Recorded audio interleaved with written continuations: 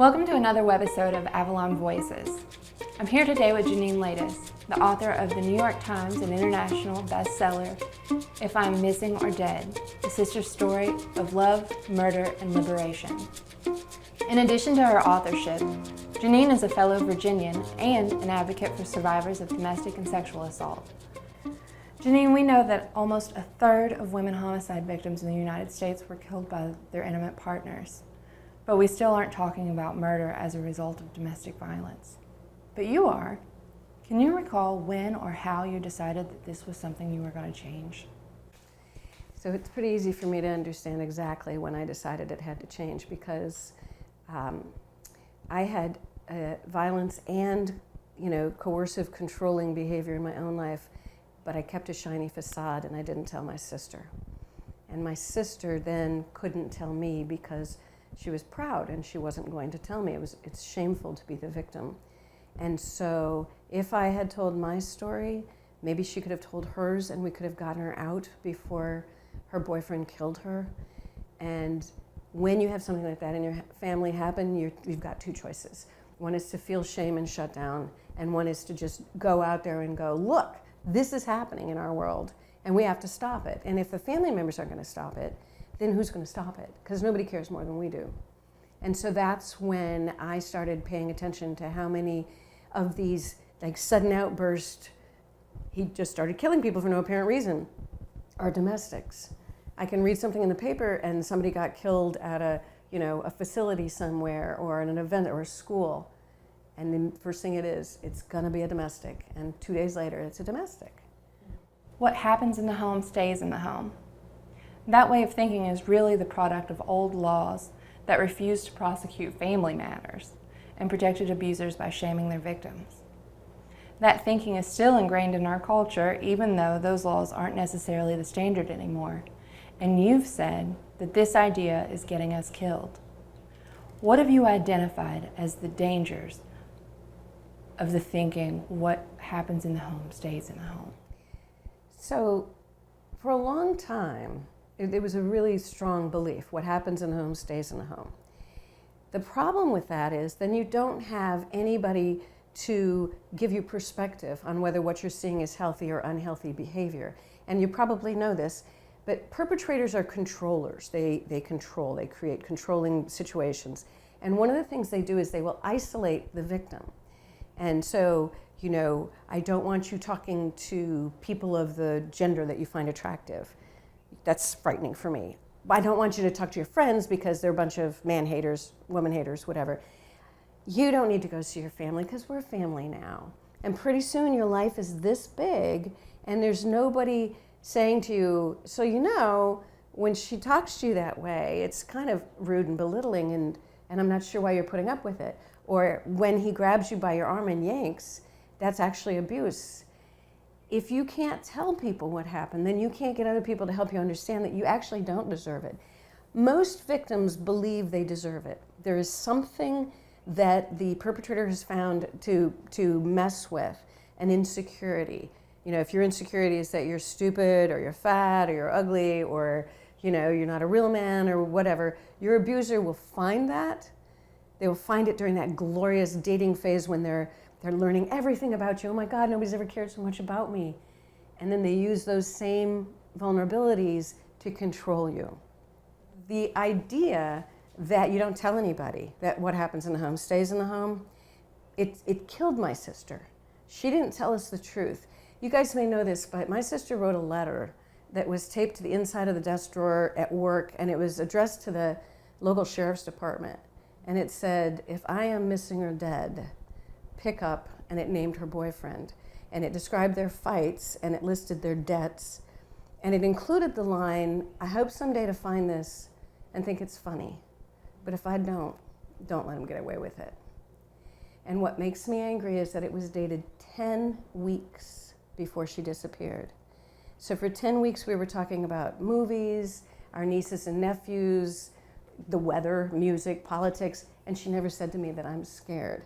And since my book came out, I have heard from dozens of people. I have this letter, it's in the safe at work. I sent this letter to my mother and said, don't open it unless I'm missing. I sent this to my best friend.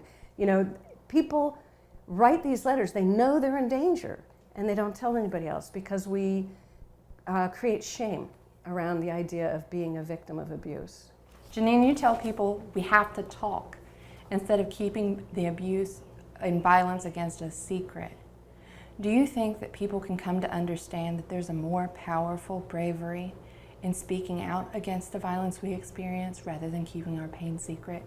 It gives me chills to have you ask that question, because when I was hiding it, I was in fear not just of the abuse, but that somebody would find out. And now that I speak out about it, there is not a day that goes by that somebody doesn't come up and say, yeah, that happened to me. And it happened to me 60 years ago and I've never told anybody. Or it happened to me 3 weeks ago and I don't know how to get out. But because I'm talking about it, they get to talk about it. And, you know, let's be honest, I have all the advantages. I am a highly educated white woman and everything in my life is an advantage. So if I'll be vulnerable, then maybe somebody with fewer advantages is free to actually tell their story and admit it. Like, maybe it's not your fault. Yeah, really, victims, if they have been in it for any period of time at all, believe it is their own fault. Yeah, and then if they break free, they're gonna have to tell people, and how embarrassing is that? I had my aunts kept saying to me, "Are you sure?" And I said, "I'm 100% sure." And then the book came out, and my aunts both came to me and said, "I'm really sorry I questioned you." Yeah. If a person feels that they can't talk to a single person about the abuse that they're experiencing, is it somehow helpful to document the abuse? And do you know if there are any actual benefits to documenting a domestic violence or sexual assault against us? So I would advocate for writing it all down for 2 reasons. One, less important reason, is because contemporaneous notes count in court. And so you have a better chance of being able to support your claims in court if you have written documentation that was contemporaneous to the abuse. The more important reason is it gets the hamster wheel out of your head. And when you look at it on paper and it happened on Tuesday and then it happened on Thursday and then on Friday something else happened, you're not exaggerating anymore. And when it's on paper, it's sort of like it's happening to somebody else. And you know that if your sister or your best friend came to you with the exact same story, you would say, "Hey, so this is abusive behavior, you need out." And when it's on paper, even though it is your own story, you start recognizing it for what it is if you write it down. At Avalon, we encounter a lot of clients who can't even imagine telling the stories about the violence that they've experienced. We'll meet some people years after the violence, and they still won't have told anyone. Having survived the violence against yourself and your sister Amy, can you tell us how you were able to articulate your stories even when they were full of so much pain? I was a writer, and so I write anyway in order to keep my head from falling off and rolling down the gutter. So the first thing I wrote that was published was 2 years after her death. And it was actually, I think, published 3 years after her death because it was held in inventory. But it was a big spread in Oprah magazine and it got a lot of attention. Yeah, and then I published my book in 2007, which was 5 years after Amy was killed. And actually next week is the 15-year anniversary. Wow. Yeah, and I'm going down to spend it with my mother. I couldn't not tell my story. I could not let Amy die and have her just be forgotten. And by being able to use her story to help other people, that helped me heal enormously. It saved me in a big way. I didn't save Amy, but I wanted to save other Amys. And frankly, I wanted to save other Janines, you know? We deserve to be saved. It was tremendously difficult to write about my family and expose my family the way I did. But almost my entire family said, "You have to do it."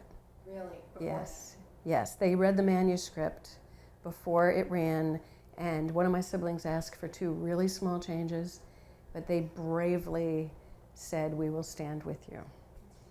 Oh my God, I could not be more grateful. Yeah. But each one of us lost Amy.